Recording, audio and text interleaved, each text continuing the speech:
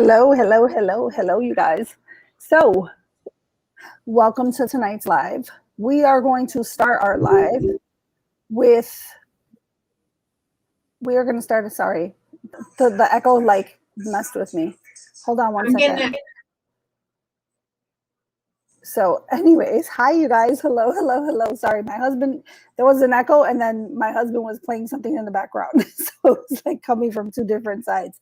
Anyways, hello and welcome to tonight's live. Please, if you would, please like and share this video. When you share it, please make it public. I really appreciate it. This way it reaches more people. It helps with the algorithms of Facebook. I am being shadow banned, period. It's on a lot of my videos. I get a lot of messages daily about people not seeing my stuff. They have to go into my page and look for it. So that being said, I get notices from Facebook as well. Like fact checker came. It's so funny. Like I think Brittany posted something about fact checkers. She was like, "Where's fact checkers at?" Boom, right in my inbox. Fact check. So, anyways, we are going to start tonight's show. We are going to honor a true hero. So let me share my screen. We are going to kind of start all our shows or end our shows with this from here on out.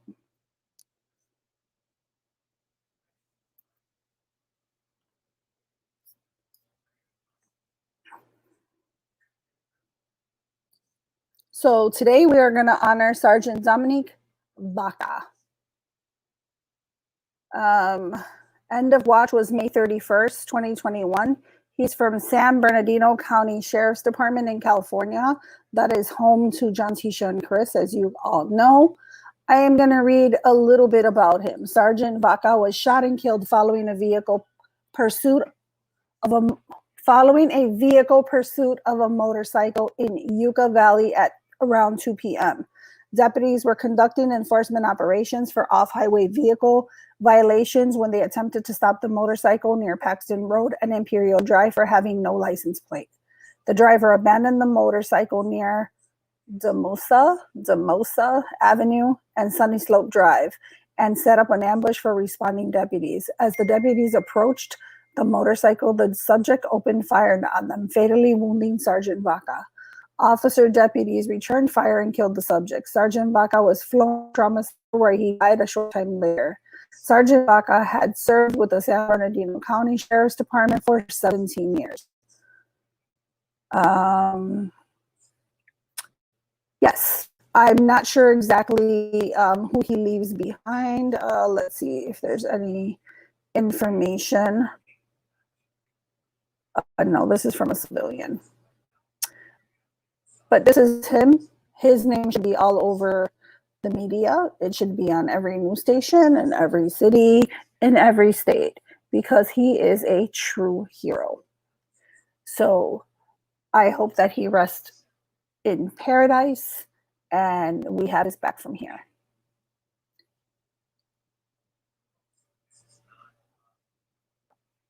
Hello.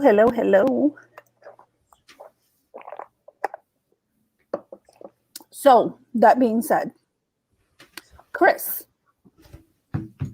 I'm going to take this down.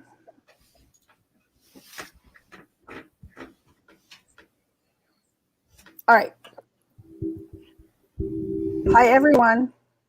I'll mute myself. Go ahead. I'll mute so that you can.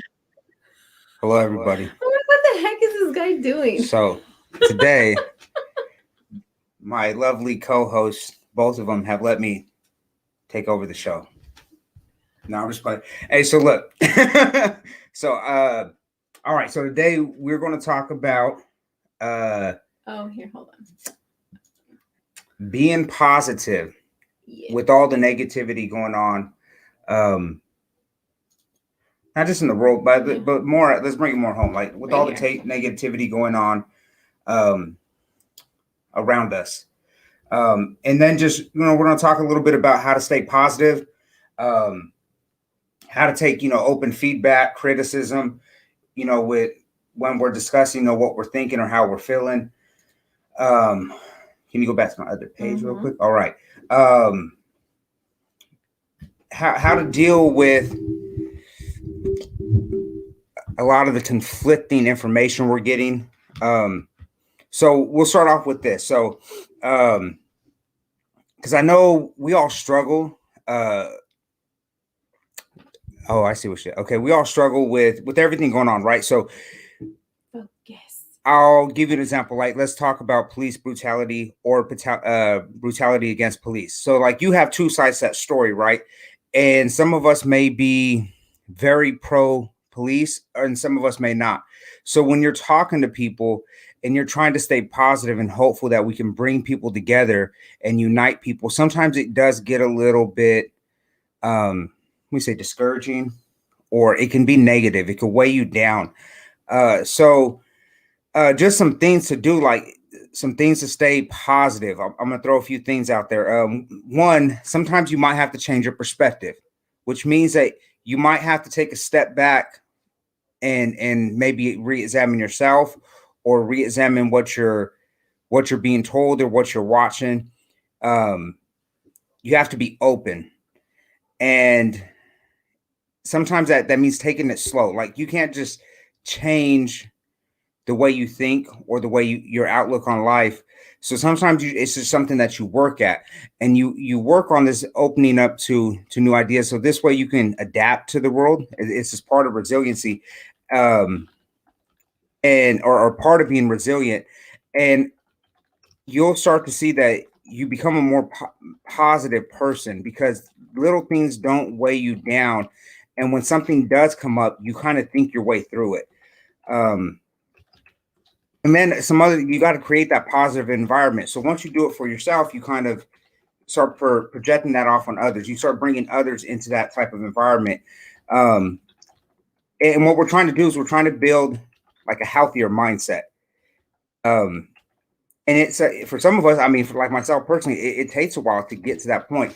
So we'll start off with this. We'll go to Chelly first. What are some ways that you stay positive with everything that's going on, especially in your line of work?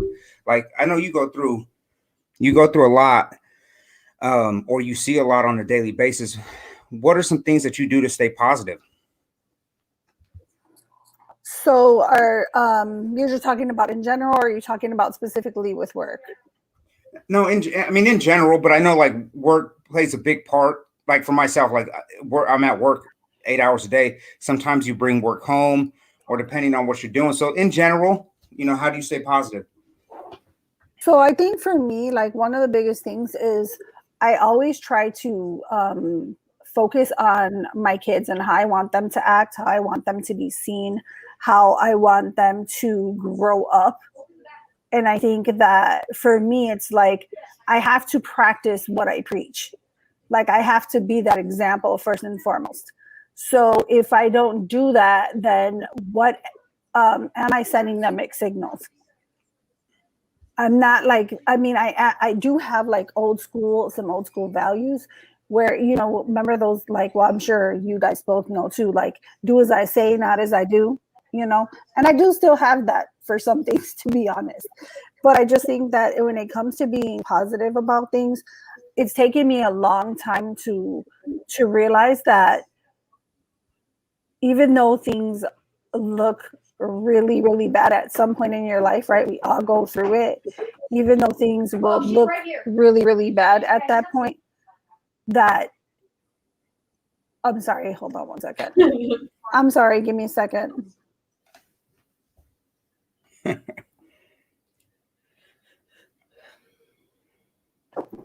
I'm sorry, I apologize.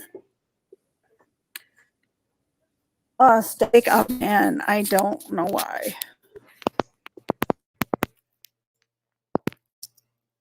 Someone said there's static on my end. But anyways, so I think that it took me a long time to realize too, that if you stay in that mindset, right, it's okay to be down. It's okay to like go through those motions, but the longer that you stay there, the worse you're gonna feel, and the worse everything gets. It like just builds up. And then I think with my husband, he's always happy. Like he's like the happy guy all the time. And so I think I learned a lot from him. Like kind of like, why are you happy all the time? Like, just living life with him for the last 19 years. Like, you know, how do you stay so positive? Like, how do you not let stuff get to you? And he's like, basically, like, you have one life. Like, why not make the most of it? And bad things happen. We know that. And being able to disconnect from being one of those people that are like always in their feelings, and like, I just don't, I hate to be like, I hate to feel sorry for myself. I hate that like victim type of mentality. I've always kind of been that way. And I've always been like, we got to push forward. So I just kind of started looking at life like the glass half full as opposed to half empty. And I think that the biggest thing for me was, I remember as a little kid thinking that I love the rain, right? And a lot of people don't like it. They think it's gloomy. They think it's nasty. And I always thought, like, you know what? The rain to me, like the smell of it, everything about it, right? I can close my eyes and think this is God's washing all the ugly away right now. And with the rain, things grow and the sun will come out. So for me, just kind of like always thinking that, and then having positive people in my life, like to kind of push me back. You know what I mean? When you surround yourself around like-minded people, I think they push you to be better, and then you want to be better. You know, we don't stay stuck. So I think it's a combination of all of those things, especially with work. Like, I love people, I love helping people, but I've learned to not get my feelings hurt if people don't want my help. You know what I mean? Yeah. Yes. All right. So we'll move on. John Tisha, how do you stay positive with everything going on? Well, Chris, honestly, I feel like I've been a pretty positive person a majority of my life. I know that when I was younger, I was very emotional. I wore my heart on my sleeves, and not to say that I don't do that now, but in my older years, or my more mature years, I have many more mature years to come, but in my current period of life, I guess you would say, everything that I've learned up to this point, those I've learned to rein those emotions in and learn from my life and everything that I've gone through. And for me, honestly, I've had to learn a few things. My faith being the strongest of things in my life to help me stay center and come back. Because what I really noticed the most, once I started to really dive deeper into my faith and what it means, and my relationship and scripture and all that, I realized that when I'm disconnected for a long amount of time, I tend to lose my grounding. I tend to lose my footing, and I kind of get stuck in my own thoughts. I think a lot, think a lot about things. I analyze things. I go through different scenarios from a bunch of different perspectives, just in case, so I'm prepared on some level. And when I lose my footing, I don't have a clear path, right? I don't feel like I have a clear path. I don't have a clear vision of my path in front of me, and that kind of shakes me up if I'm away too long from developing my faith, from committing to that and practicing my faith. Just kind of like anything else. Like, if you're not watching what you're eating for a long time, or you're not practicing your vocation, right? If you're not practicing it for a long time, you tend to lose some of that information, and you tend to get rusty. It's kind of like that. Faith is like a muscle. You have to use it in order for it to maintain it and to be strong. And so my faith is a huge one. So in that, knowing that it reminds me of the promises that the Lord has given to us as his children.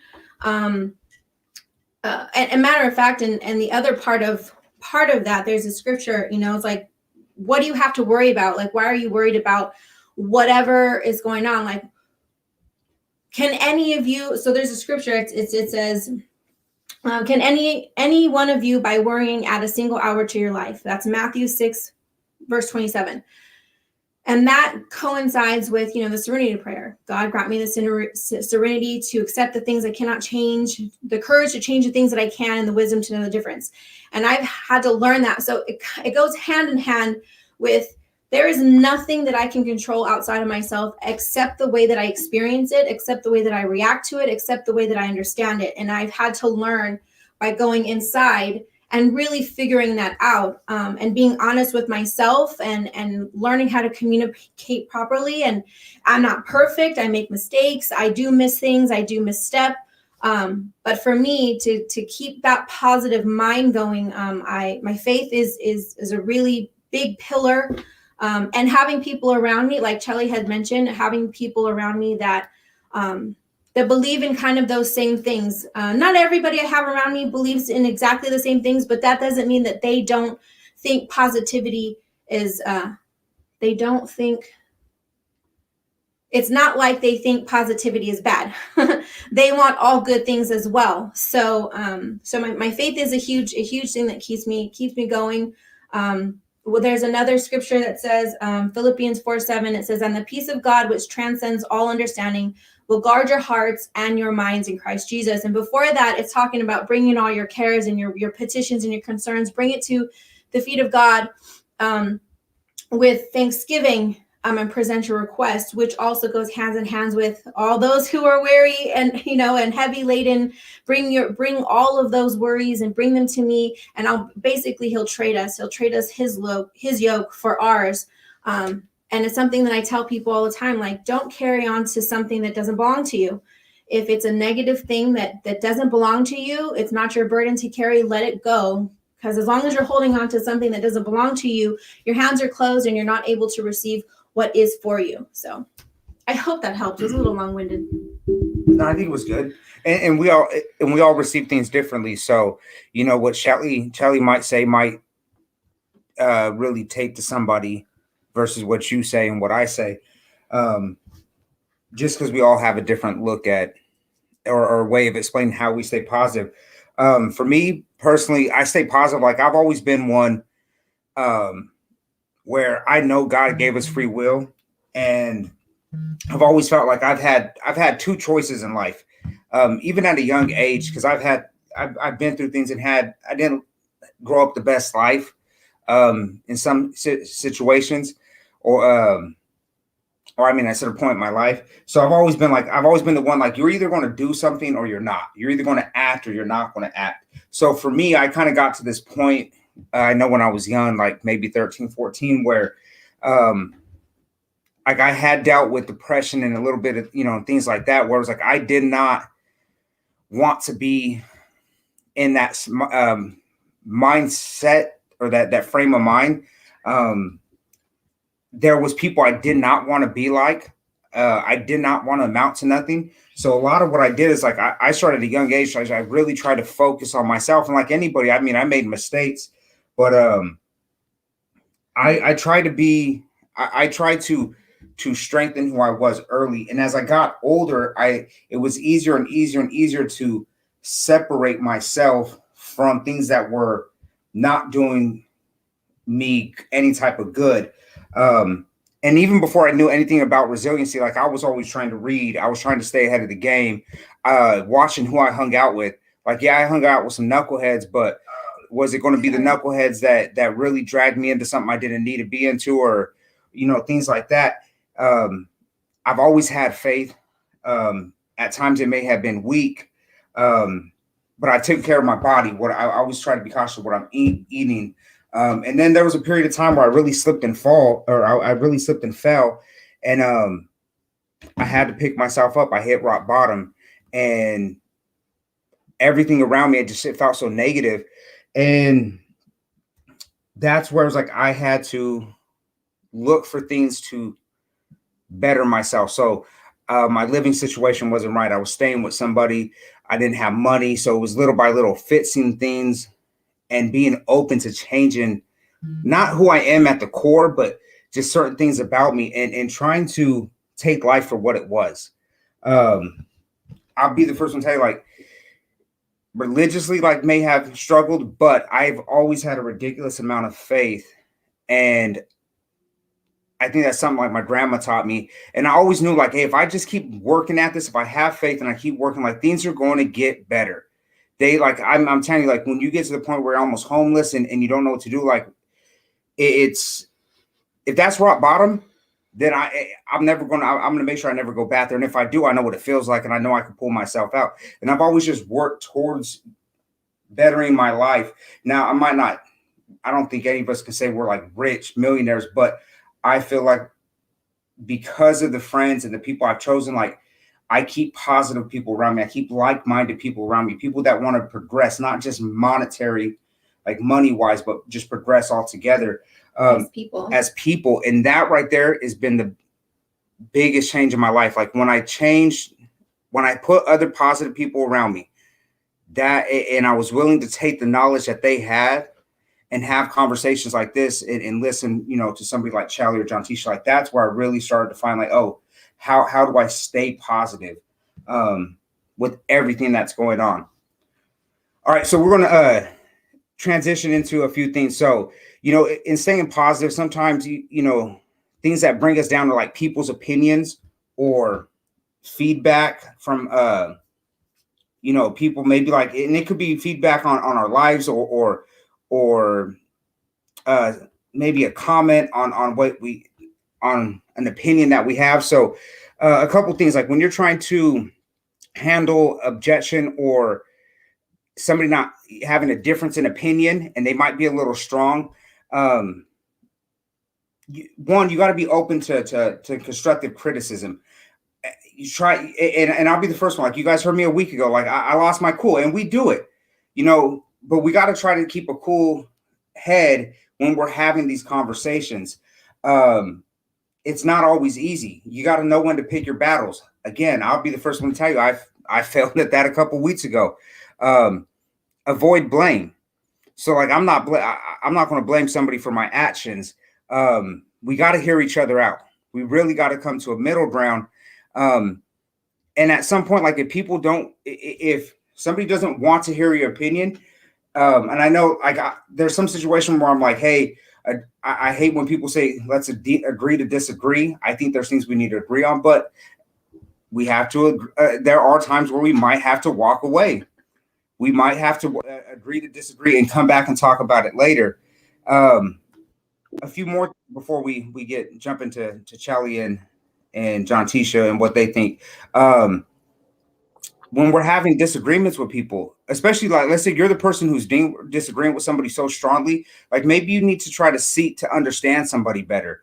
Have the conversation, talk to them, look beyond your own triggers. So what's upsetting you, and try to put that aside so you can be open to what other people are saying.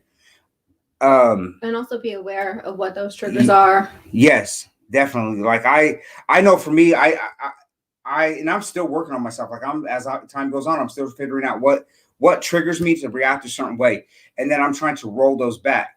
And we're never going to be perfect. It's something that we're always going to work on.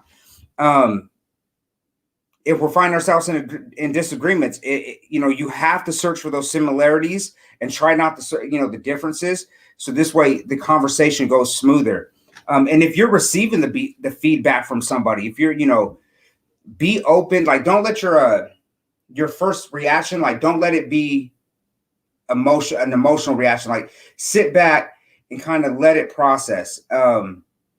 Don't react right away. Sometimes you just got to kind of take it in and let it sit there.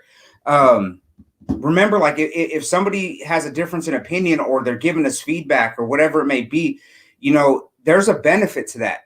Sometimes somebody, the different opinions that we have, like those are beneficial to us and they can help us grow.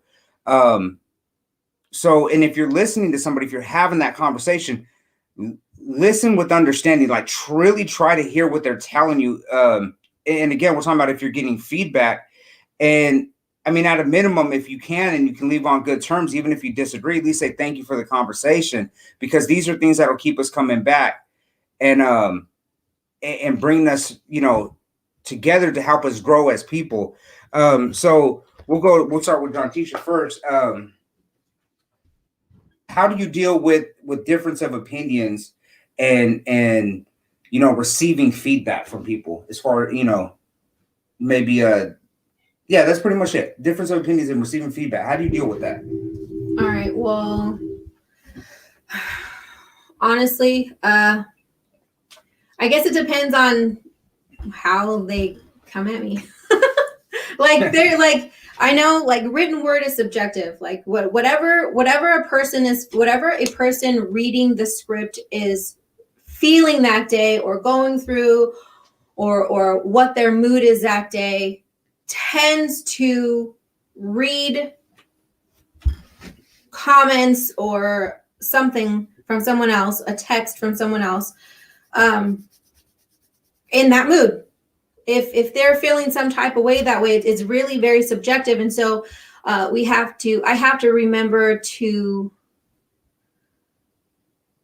like get out of my own head, number one. And number two, if I really don't understand why they're saying what they're saying, I'll ask questions. And I'm really big on questions because, and open-ended questions so that the person has room to explain themselves, because that's how a conversation is started. And that's also how we're able to kind of dig deeper and to understand, like figure out like where they're coming from, why they think that way at all, and then go from there.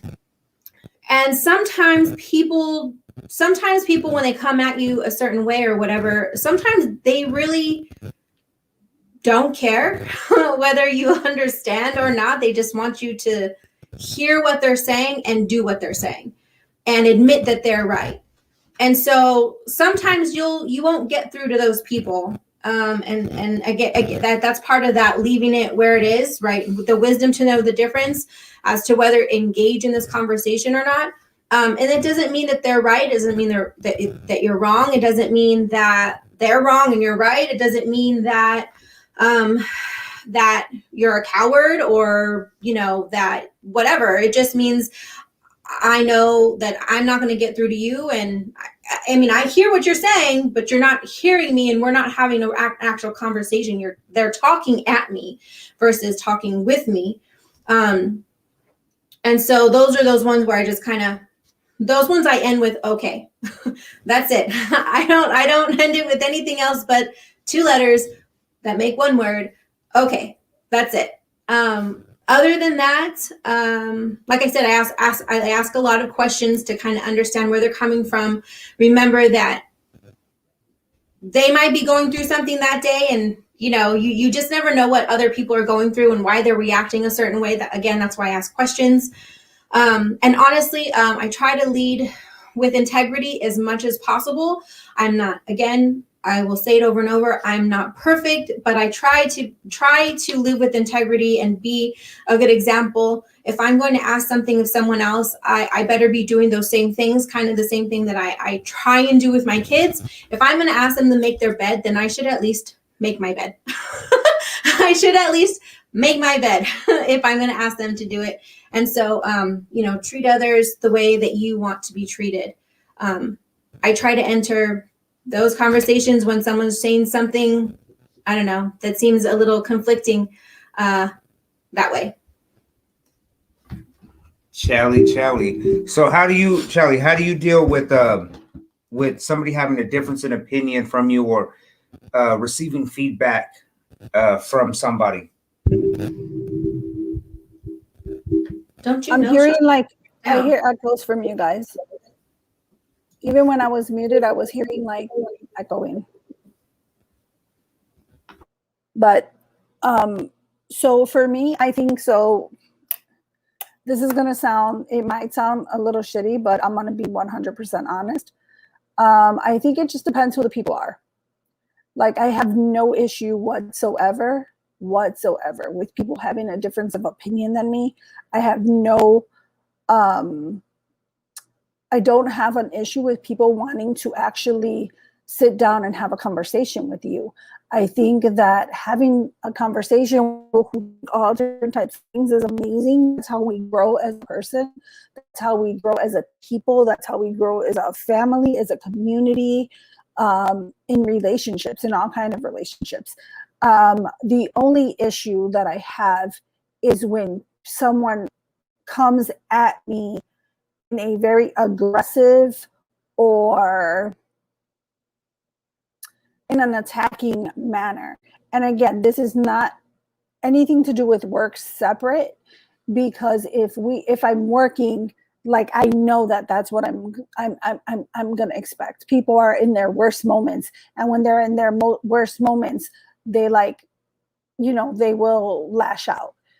But in my personal life, like in my friendships and in my family, like, people already know, like, I think I've already established, like, I don't have a problem having a conversation. Don't ever attack me, because I will respond accordingly.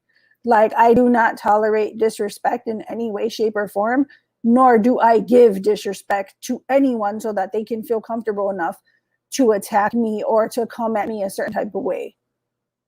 So like I said, work separate, because that I know that role, you know what I mean? Like, work is very different. I know that people on their worst day or when they're having an encounter with the police, they're in their feelings, they're going through it. So I know that they're going to lash out at me, right? But I'm talking about, so that for me is different. That I'll suck it up. I take it. I smile smile about it, because again, when they're lashing out at me, I'm not taking it personal, because I don't know them and they don't know me. You know what I mean? But in personal, in friendships, in relationships, I just, like I said, I can agree to disagree and we can walk away with it that way. But just it's the manner in which they come for me, to be honest. If they come at me very aggressive, or I feel that you are demeaning me, like, I will respond accordingly. And I'm one of those people, we've joked about this several times before, I can disconnect really quickly. So if I feel that you have no love for me, in the sense that you feel that it's okay to talk down to me or to belittle me or try to attack me, I just feel like you're definitely not for me. Like, I can weed you out of my garden, so to speak, because I like surrounding myself with positive people, not people that just want to be nasty as fuck. Like, I don't like that. You know what I mean? So that's kind of, I don't have there's no method, I guess. Just like, hey, treat people the way you want to be treated, period. Mm-hmm. Mm-hmm. And don't get me wrong. Yeah, and don't get me wrong. If someone's being hella rude, I mean, I will engage in some conversations if they're being hella rude and out of pocket. But if you know me, I'm really eloquent about it, though. I'm really eloquent with my word choice and how I say what I'm saying when I'm defending myself or when I'm standing my ground to someone who's being really, really nasty. Because I like using words and I'll use them as my sword. So. Oh, see, well, you better win than me, because I am not nice. If you are not nice to me, I promise you that what you're going to see is not this loving, warm-hearted person, because I'm a good person. I'm a loving person. I will give you the shirt off my back. But if you come for me sideways, loving and kind is not what you are going to see. Like, I will go for cutthroat. Look, I'm not saying if someone gets in my face and they got their finger in my face and they're like doing this to me, I'm not going to be like, I love you, give me a hug. I'm just saying online. No. I'm sure. I'm talking about like conversations. You said what conversations, like you like to use your words. I like to use words too, and they ain't nice. I have to pray afterwards and beg for forgiveness. That's funny. I had this guy come in today at work, and somebody was like, because we're talking church and Bible, which is weird, because I don't think we too many people do that, especially at work. But me and a couple of guys got into this conversation, and one of the truck drivers comes in, and he was like, "Hey man," he's like, "I gotta go to church." He's like, "Because 6 days out the week, I'm really messing up, but I go in and because I need to talk to Jesus."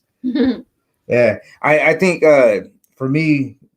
And for those of you that are just coming in, we were talking about dealing with or how to stay positive, and then right now we're talking about dealing with people's opinions and how to receive feedback. So for me, I think when it's opinions, let's say like Mayweather, the greatest boxer ever, and then Julio Cesar Chavez Jr., like something like that, or Oscar De La Hoya. Like when it comes to opinions like that, to me, that's all fun and games. Like I could chop that up. You could think what you want, I'll think what I want, and we'll still laugh.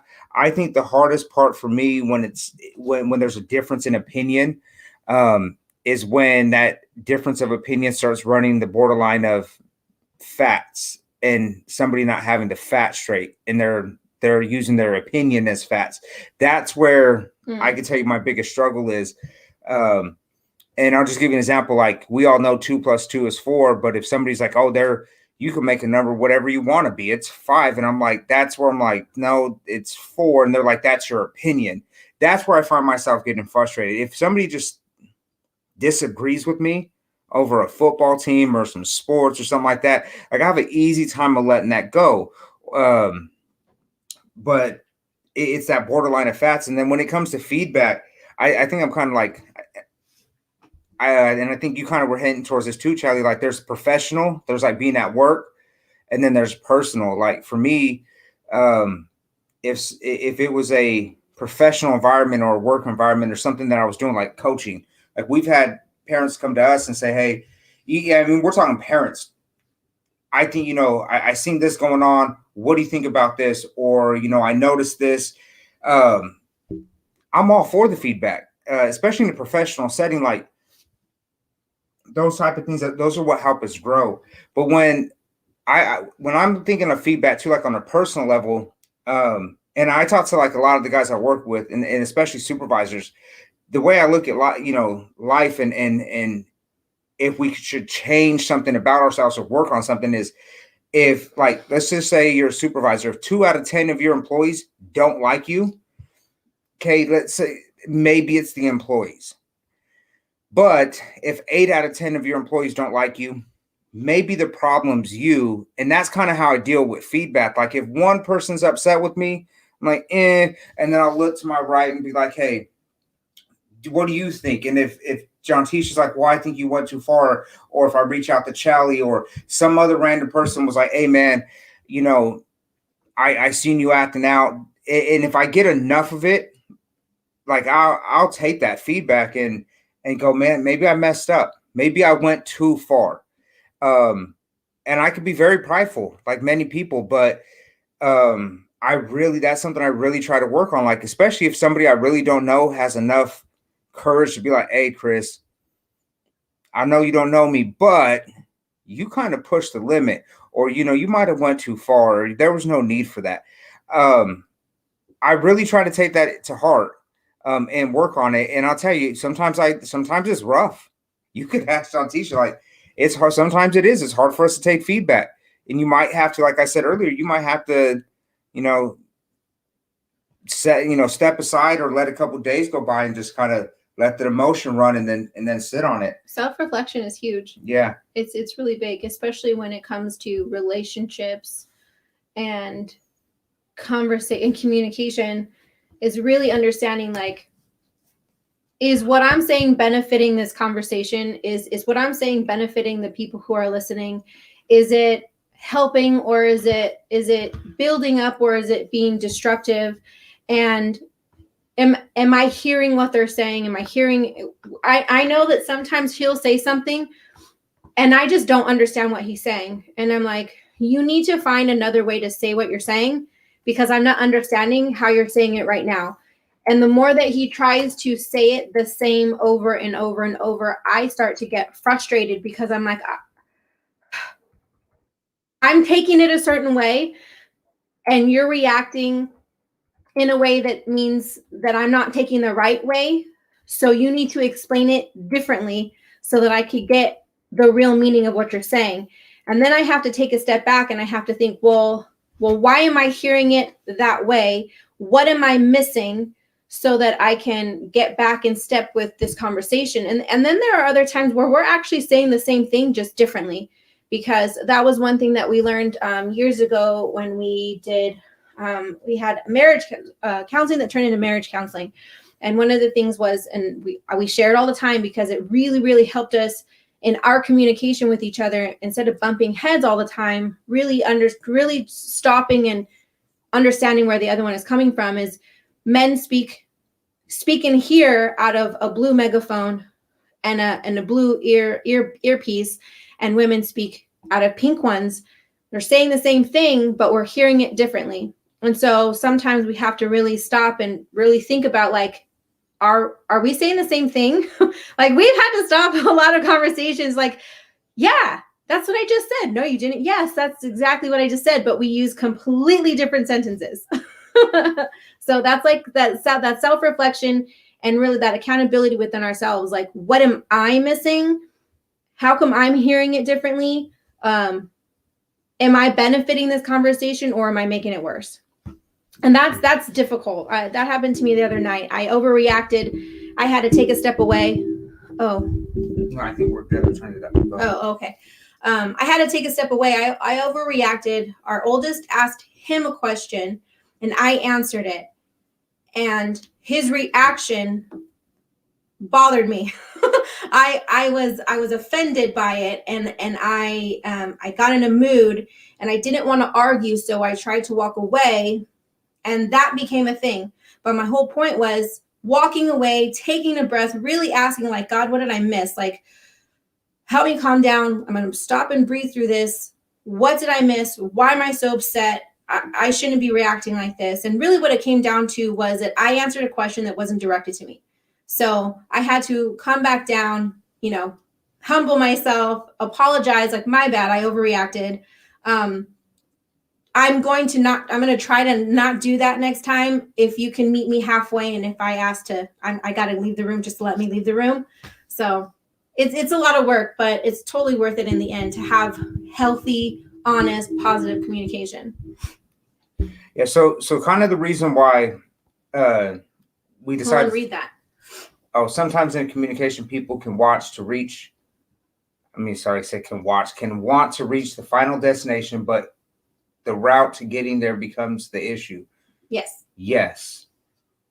Because it's almost in a sense like we want to take two separate paths. Yes. We both want to lead. Yeah. We both want to lead the conversation the way that we understand best. Sometimes you got to give up the reins and get out the damn vehicle and just walk together. Yeah. So part of the reason why we brought this up, because we have conversations, in our little group, and we talk about things that are going on.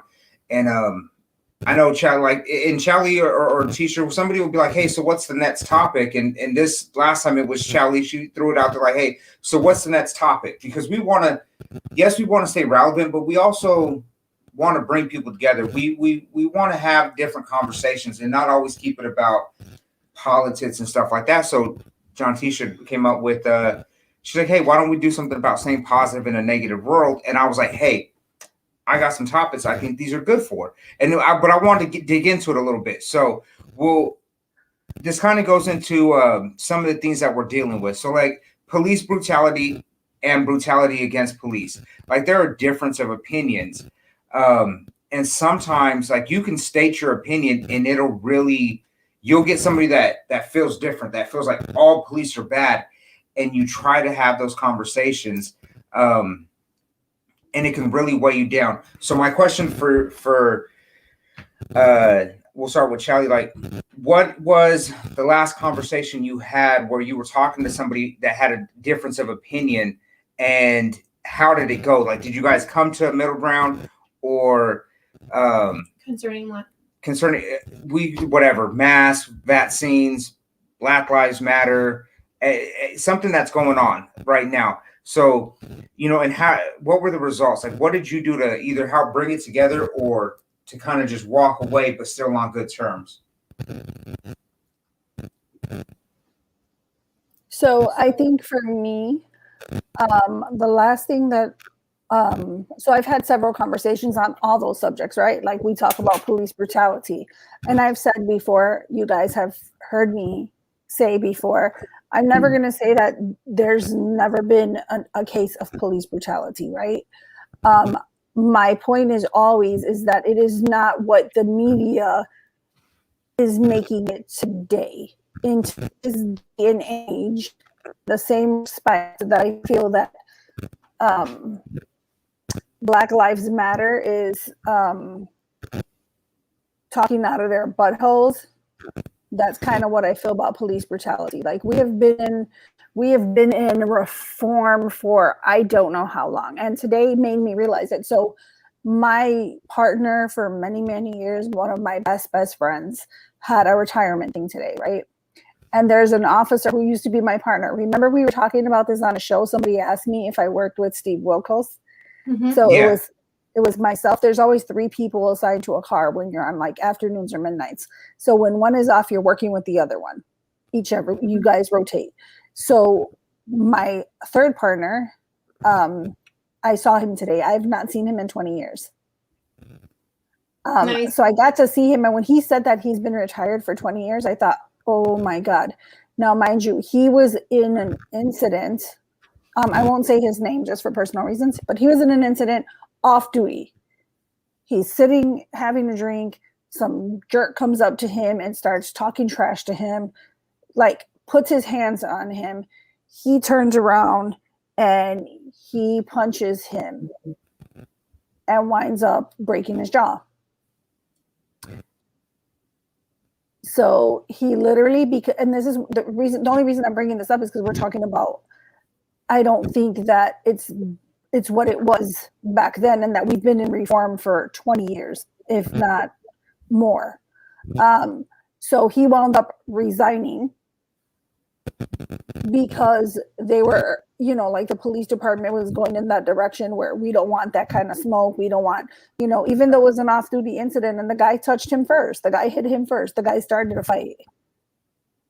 So that just kind of brings me to my point where we are not where we were 20, 30, 40, 50, 60 years ago. Everything is on body camera. I'm not saying every cop is perfect because I'm sure they're not. I just don't, I hang around people, or I am around people who are good people. So I've not had to see that, you know what I mean? And I would not tolerate it. People know me, they know my attitude. They know I'm not staying quiet for anybody. So even maybe if they are bad, they're never going to do it in my presence. But so that's one topic, right? I can agree to disagree on it, right? I had a disagreement with a family member, a cousin, about the whole BLM thing. And she has children, God bless you. She didn't like, she is always very negative about police officers. She's always, so we had a conversation. We wound up getting into words, and I kept it very, very, very civil. She got very, very nasty, where at some point my sister even jumped in the conversation, and my sister does not care about her words. Like my sister will go hard. So my sister attacked, my sister went into defense mode, and she's my little sister, mind you. My sister so it turned into a huge mess, and we barely speak, but it is what it is. So I think they can go either way. I'm willing to have the conversations, but if you want to be nasty, especially, on social media, I'm like, hey, we're family. Let's take this off of social media. But she refused. So that left the door open. And then here came my sister, and my sister's like, girl, drop a location. Family or no family, you could catch it talking to my sister like that. So it just turned ugly, and it is what it is. Unfortunately, you can try. And I think that's the thing that I think all of us, right? We want to make sure that people understand is that you try to do that, right? You try to listen to understand. You try to listen to understand. Try to sometimes take a moment. Try to really hear what's being said to you, because I think a lot of times people tend to be driven more on emotion and what that moment means. And I think that's what you were speaking about earlier. where sometimes we need to take a step back. You know what I mean?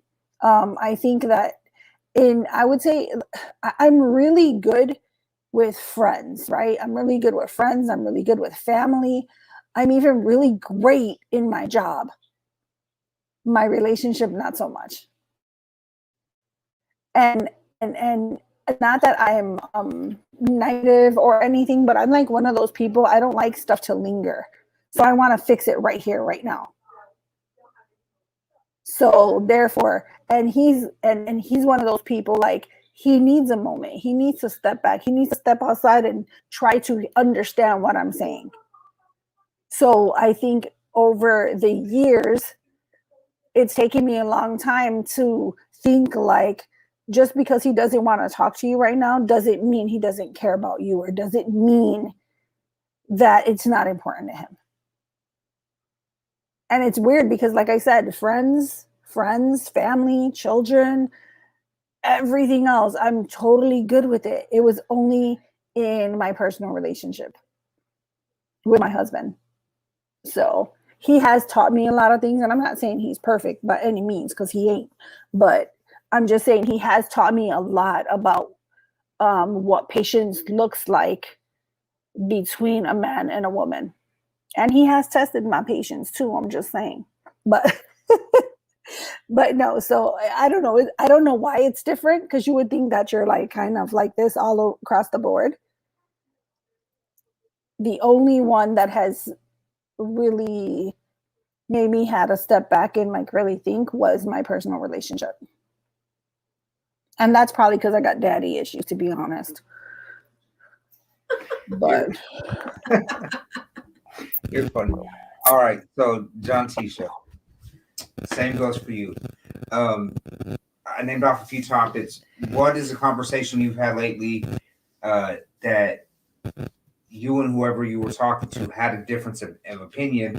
How did you handle it? Like, what was the outcome? Did you guys, were you able to come together to somewhat agree, or did you have to just split parts and kind of agree to disagree?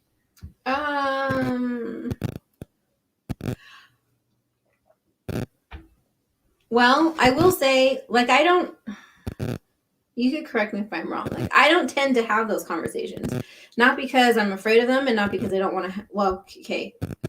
Sometimes I don't want to have them because typically, if I engage in some of those conversations, it's a one-way street. Like, they want to tell me something and not hear what I'm saying. They want to drill their perspective into me and tell me why I'm wrong or those things. And so I tend not to really have those conversations. And if I see conversations like that, I tend to just scroll right past them. In person, someone asked me one time why I wasn't wearing a mask. I said, because I choose not to wear a mask. I'm not sick. And no one else around me is sick. I'm not getting the vaccine. Like, that's my choice, and that's where I'm sticking to it. I was like, I went into a restaurant, and I'm like, they wanted me to wear a mask to make a plate, but not to sit down. I could stay in the restaurant. I could sit down. I could have my meal the whole entire time. I could go to the restroom. I can walk around the restaurant, and I can talk to whoever I want to talk about. But if I was going, around that line or whatever, I had to wear a mask. And I didn't have a mask. Yeah, because I don't want to. But and I was like, they asked me if I had a mask. I said, no, I don't. Do you have one for me? Oh, no, we don't. I was like, so anyways, the whole point, someone asked me about it. And I was like, no. I was like, you can wear a mask. They can wear a mask. You can wear a mask. I don't have a problem with that. You do you. I'm just not going to wear a mask. Well, why not? You should. Because I'm not going to. They didn't wipe off any of that. They didn't wipe off the door. They didn't wipe off the counter. They didn't wipe off the chairs. They didn't wipe off, they didn't wipe off anything else in this area. Why would I wear a mask? I'm already touching everything that's in this restaurant. So my thing was, and they're like, oh, so it's just preference. I'm like, yeah. Yeah, you're free to do what you want. I don't have a problem with that. Like, that's, you go ahead and do that. I'm going to do this, and I'm going to, that day, I was moved to really just plant my feet down, and that's what it was going to be. I wasn't rude about it. I was just like, okay, well, I guess I'm not eating here. That's fine. I have food waiting for me somewhere else. It's really not a big deal. Left it at that.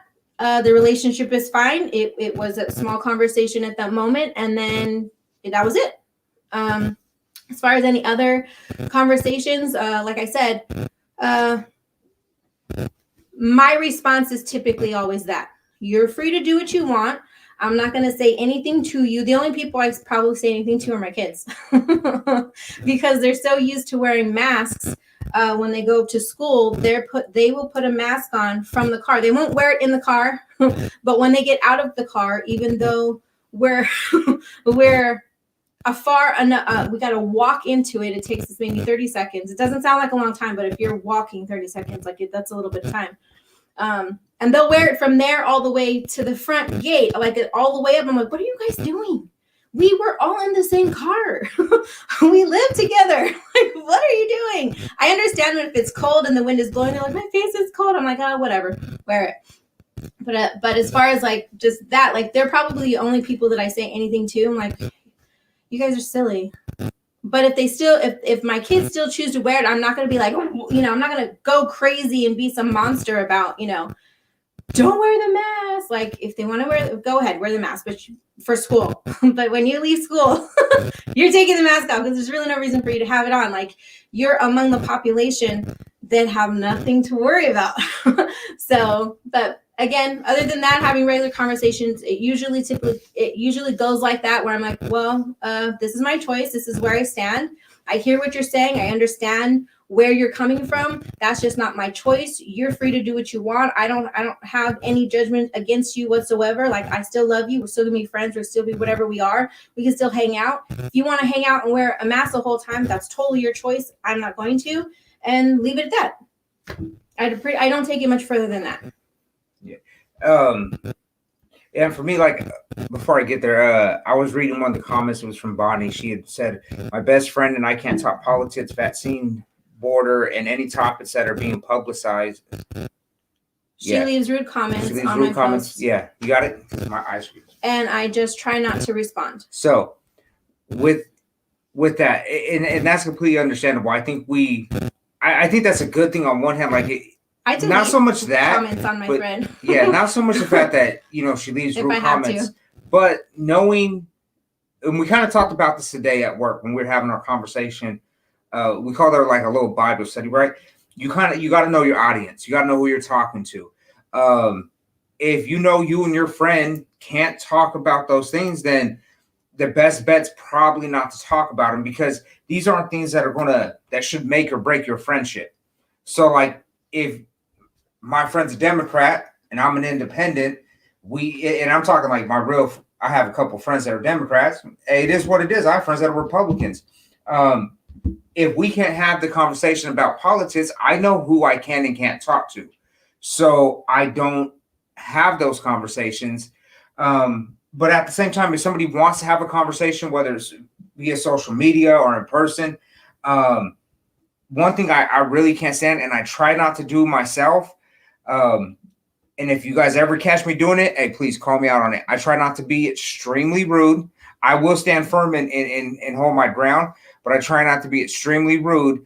And I try not to tell somebody like, you're dumb, you're stupid, you're an idiot, stuff like that. And kind of like belittle them. Like, because I've had conversations with people and we're talking, and it'd be simple stuff like sports. Again, I'll go back to Mayweather, and I'll be like, I don't know, Mayweather ducked and dodged people, this and that. And it's my opinion. And I'll have some people like, oh, you're a dumbass. You don't know nothing about boxing. Like, dude, why do we got to be like that? And I think that's a big problem. And that's why people kind of try to stray away from those type of conversations. But I'm not afraid of it. If somebody's talking, any of those topics like mass, police brutality, like if it's an open conversation and you invite me to the conversation, I'll join in, and it's my opinion. So if it's my opinion, I will stand firm in my opinion, but I try not to press that off on the other people. Unless, like I said earlier, unless we start running borderline fat. But I try to do my best, and that's kind of why we wanted to come here today. Is to just show like, hey, we all go through stuff in life. There's a lot of negativity out there, and we're trying to stay positive. And I think being open to listening to somebody and taking a different, maybe trying to better understand their point of view, that might start to help us reach this middle ground. You want to read that? Yeah. It's either Tamara or Tamara. I'm in Virginia at a stoplight, looked over to my right, and someone was driving with a mask on all by herself. I started laughing so hard, even though it truly isn't funny because people actually believe this is saving them. A great podcast. And I told her it's timing. It's timing. Yeah. We happen to be talking about this, and she looks over and sees someone. And I agree. I probably would have laughed too. Like, and you know what? Ain't that about a bit? Hey, you know what? And those people that, because I'm not gonna lie, like I'll be on the freeway and I'll be passing people up or they're passing me up and I just look and I'm like, wearing a mask and they're in a car by themselves. Hey, that's my opinion. And I find it funny. I'm like, that's stupid. I asked somebody one time, I was like, why do you wear your mask when you're driving from A to B? Like, why do you keep your mask on in the car? And her reply is because it's such a hassle to get it on past her earrings, past her hair, to get it, perfect, that she just doesn't want to keep hassling it. And she's like, I'm lazy. I just leave it on. I don't want to keep dealing with it because I have to go from A to B to C to D. And I'm going to all these places to do my errands, that I just leave it.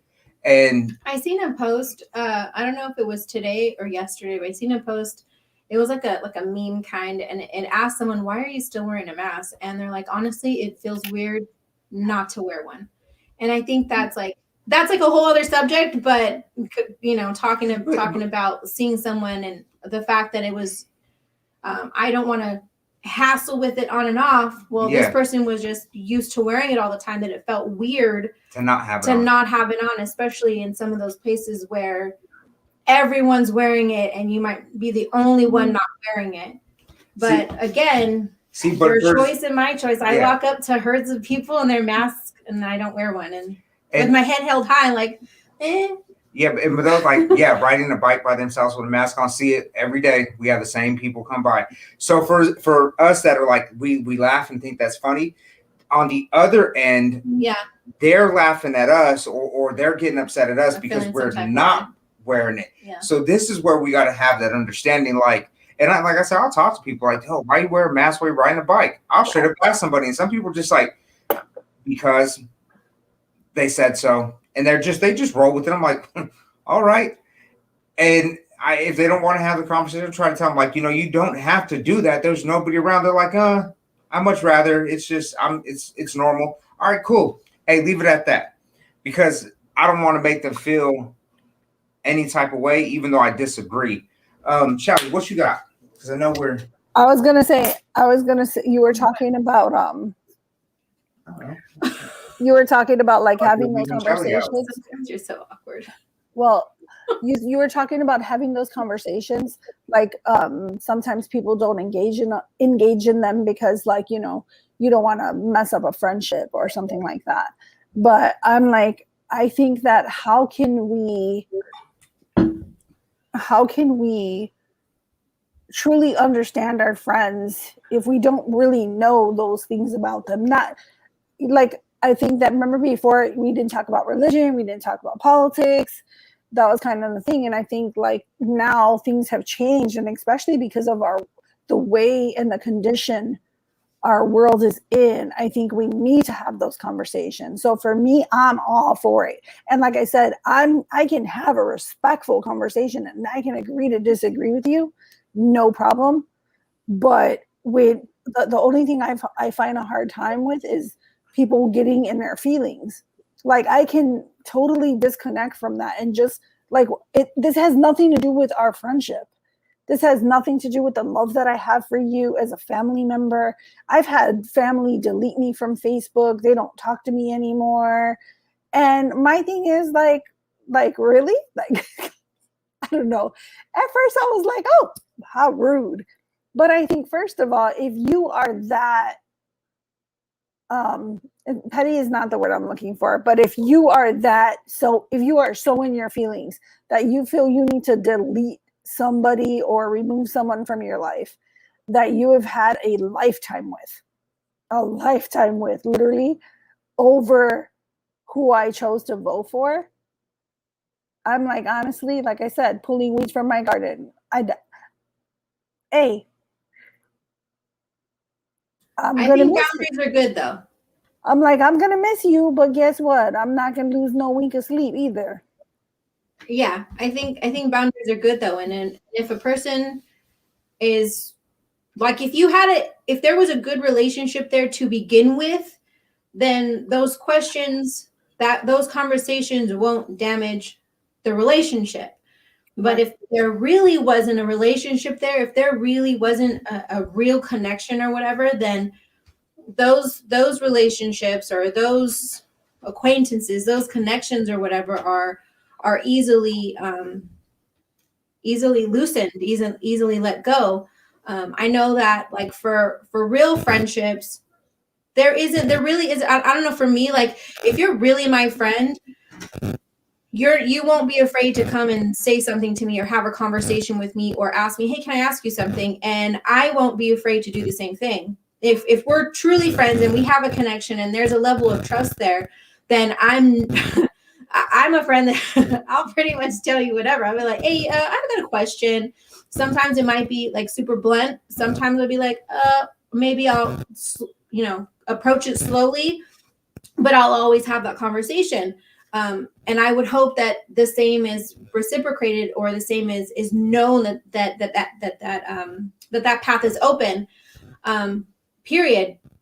And also, and on top of that, to add to what you were saying, in addition to, sometimes boundaries are good with people. Sometimes they're good. They're healthy and they're good to have, especially when there's conflict and it's really difficult meeting in the middle. Sometimes those boundaries are necessary I agree. Negativity.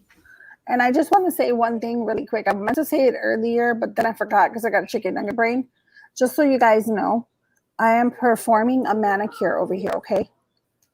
And yes, Rita mentioned it earlier. She asked me if I was tired. These 2 days have been rough. This morning I was up on 4 hours. It's been a long day, so I am trying to. My lupus has been kicking my ass the last 2 days. We were supposed to do this video yesterday. Actually, we were supposed to do it on. No, you're right. Yeah, it was yesterday. You're right. You have Wednesday and Thursday off, right? Yeah. You're right. So we were supposed to do this yesterday, and I had to bail because I had to take some time to take care of myself. So that caused me to be behind on every freaking thing. So today was a day, it was busy. So I just want you to know, I'm not ignoring you guys. I love the topic. I'm here for it. When Chris sent me all his info, I was here for it. I don't want you guys to think I'm being rude. I'm just trying to multitask. So that's all I wanted to say. Disclaimer. Yeah. So Sherry said, my son-in-law refuses to agree to disagree and stop holding a grudge on the BLM crap. So for me, like, and I have family that's a him thing. Yeah, that whatever it may be, whether it's BLM or the vaccine or the mask or whatever, right?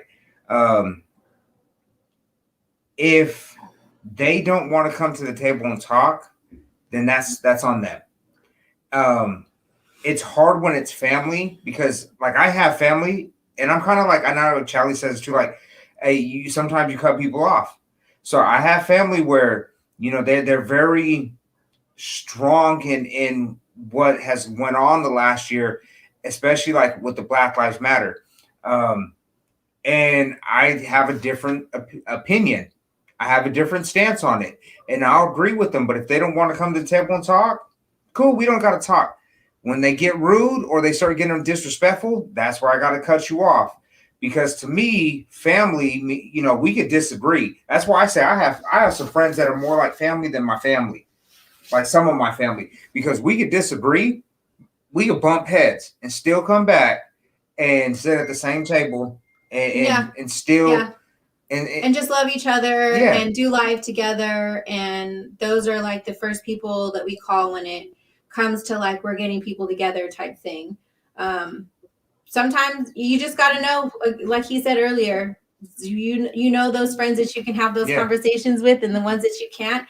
It's really not worth destroying a good, positive, healthy relationship, platonic or personal, over things like that can be easily discussed. And I say easily, like it should be easy.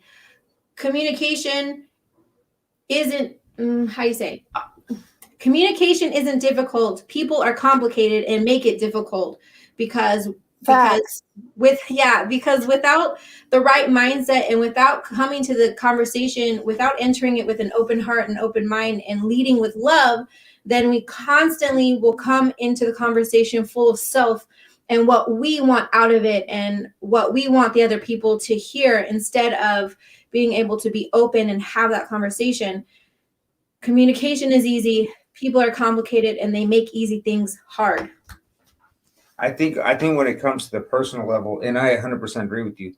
And I think when it comes on a personal level, or trying to build back relationships with people that you had, that you know that you might have lost over the last year, a part of that is you have to have the conversation. So if you're out there and you've grown apart from somebody and you want to build that back, and if that's something that,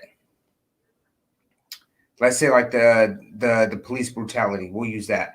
If that's something that's separating, that put a wedge in your guys' relationship, maybe reaching out to them and saying, hey, we either choose not to talk about this more, but let's start building this relationship, or you can let them go. But if they're willing to talk, and sometimes that's what makes us feel like things are so negative, or it's hard to stay positive in a negative world because just nobody wants to engage. Maybe at first it's okay to agree to disagree, but this is why I said, like, I'm not always for it. Sometimes I think at some point, like, we have to come back and agree on something. And that was one of the points, I made earlier, is like, trying to find similarities. We don't have to agree on everything, just trying to find some similarities so we can start to build a foundation. And then we could disagree on some things, but at least we have this thing where we can come back and be like, hey, at least we agree on this, and start building back these relationships with people that we've lost over the last year and a half since all this craziness has went on. I wanted to add one little thing when you were making that statement was, for me, I think when somebody in your family, and I'm talking about like blood relative, someone close to you, someone that I know that, someone that means something to me, and they are okay with saying, kill cops and all this stuff, I'm not having conversation with you. Yeah, I can see that. We can start that conversation, and we can try to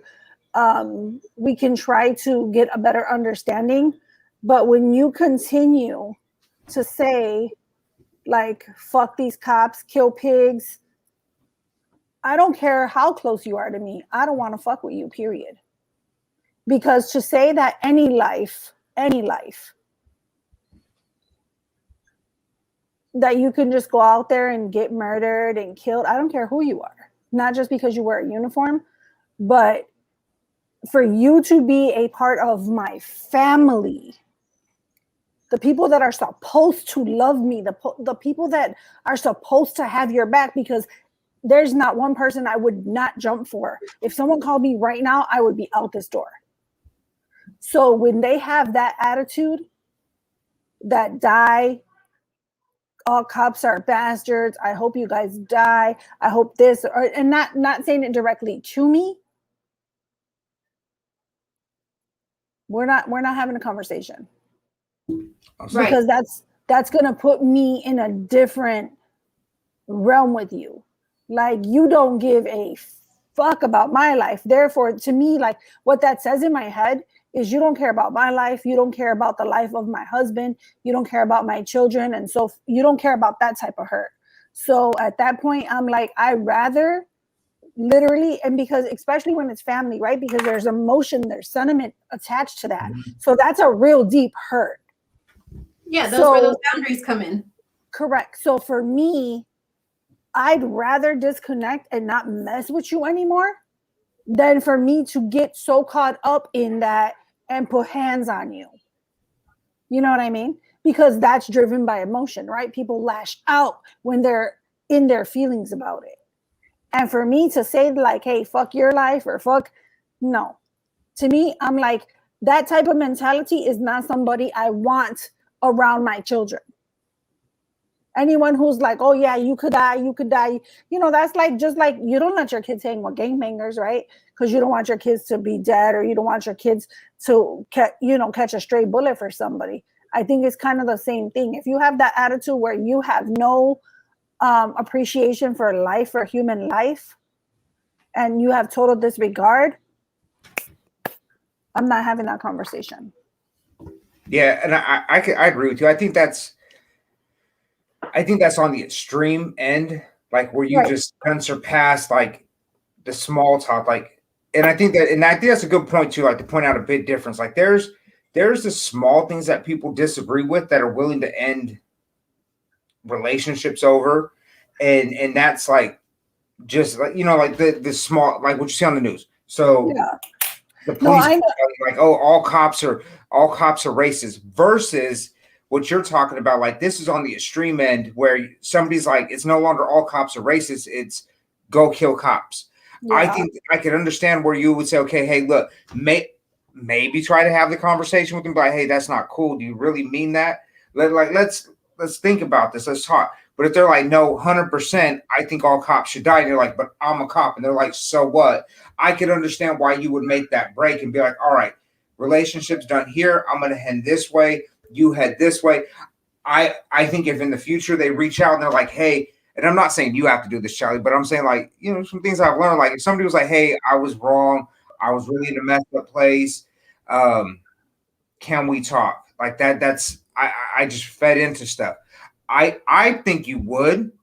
Like if somebody were to reach out to you, I think you would. I think, like, all right, I know. I think unless if it was just words and you didn't physically do anything to me, and you came back and were like, hey, I messed up, I'm pretty sure I'd be like, all right, we're good.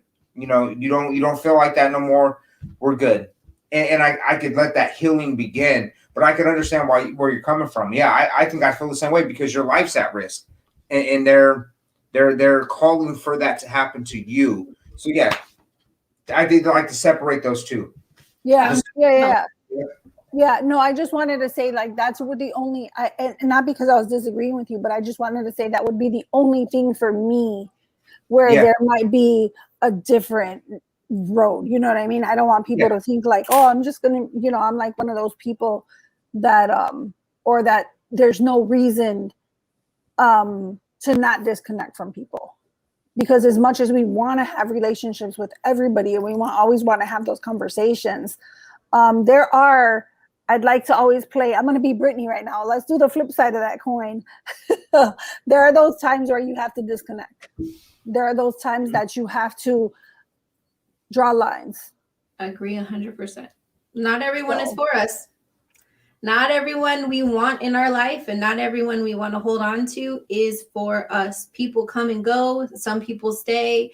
Some people are there for a small time. Some people are there for a long time. Some people are there permanently.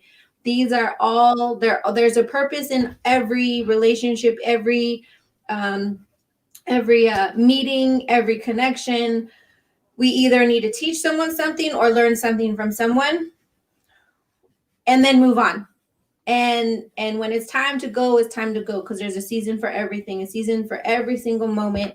And sometimes people are just not for us. They're just not for us. And it would be unwise to beat our heads against the wall to try and keep someone there that either doesn't want to be there or just isn't for us at that time. Maybe later on down the road, or maybe things will change, but at that moment it's not what it is. I agree 100%. Exactly, Wendy. Exactly. I didn't Yeah, even see that. I was just talking. I was exactly. I was Yes. going through some of the comments, and she put that one up. Yeah, some people are here for a reason, and some people are here for a season. Agreed. 100%. So, I know What else do we have on your list? that was it.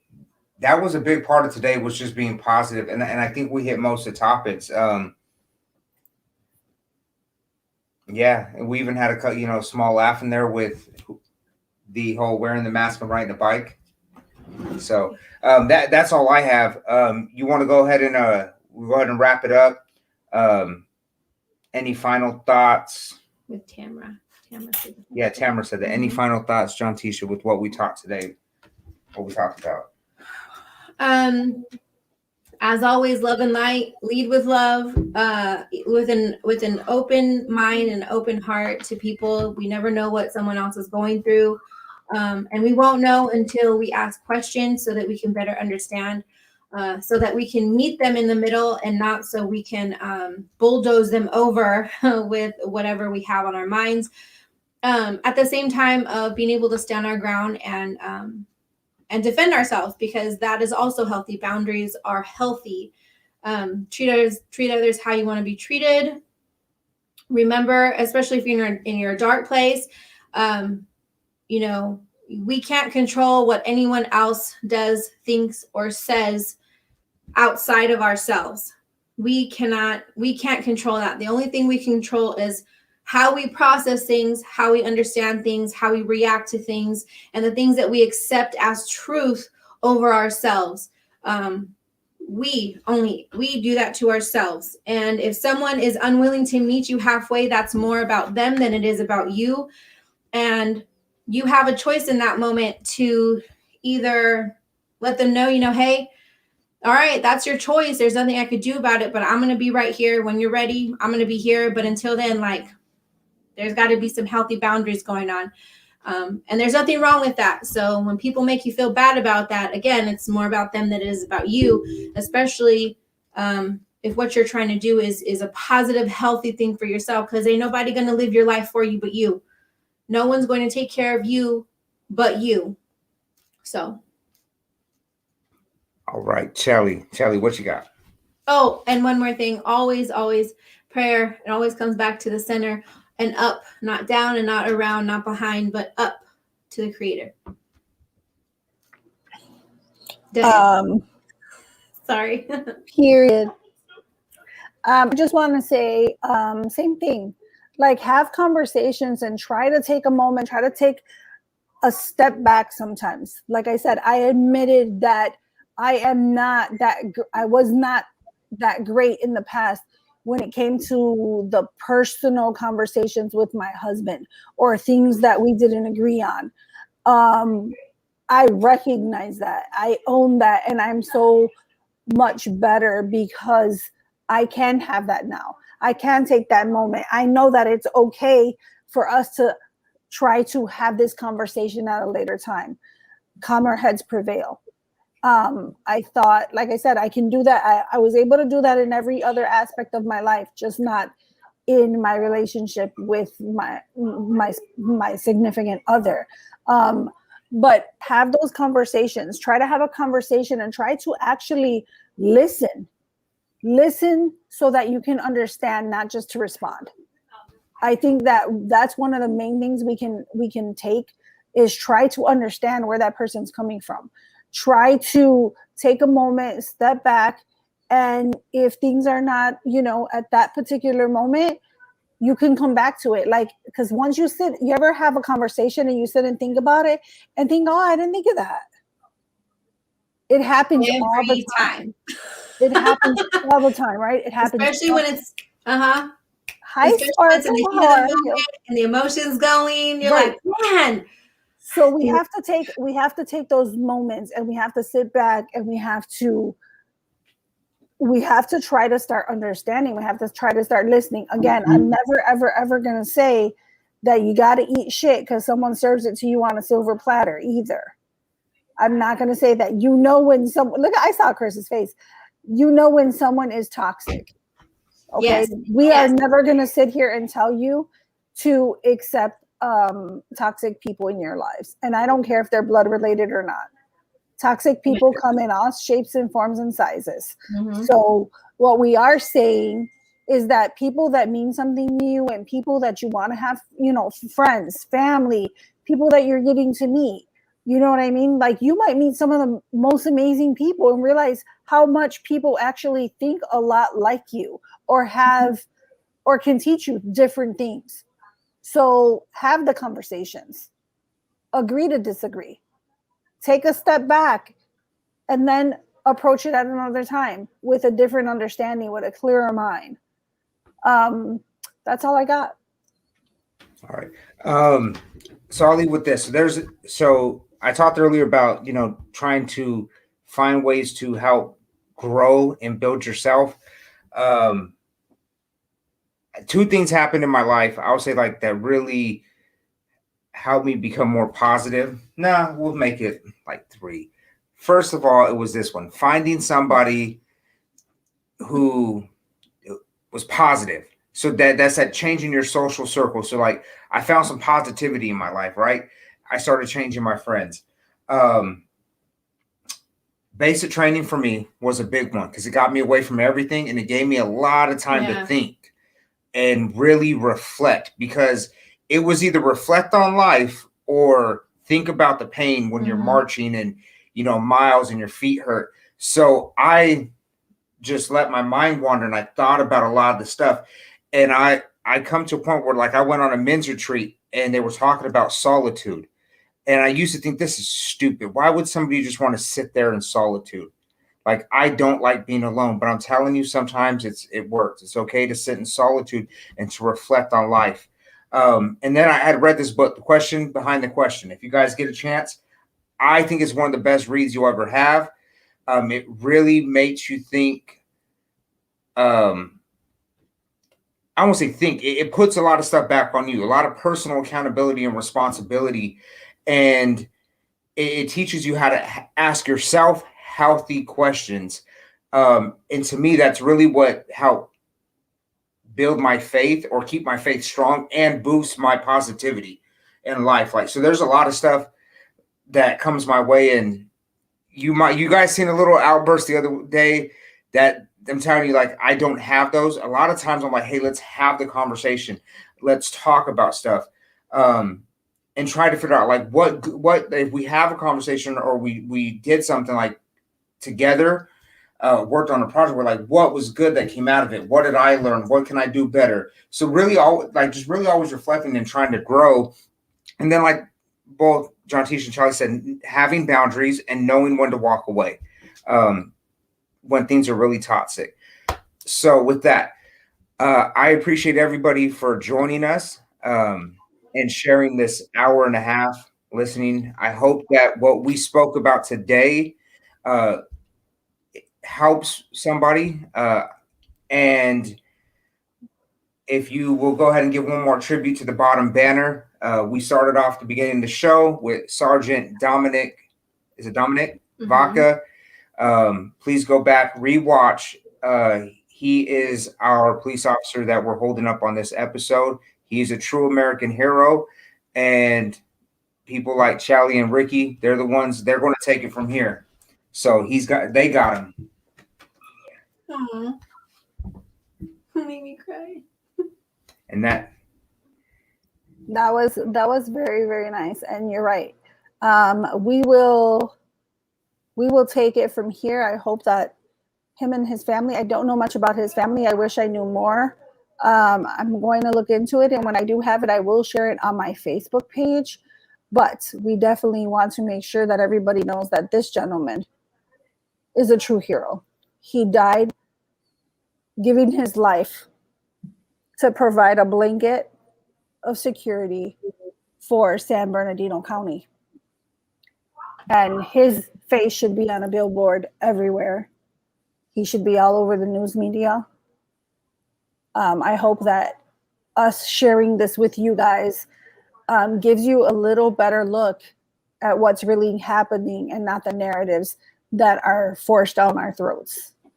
On that note, we love you guys. Thank you guys so much for watching, and we will see you in our next video.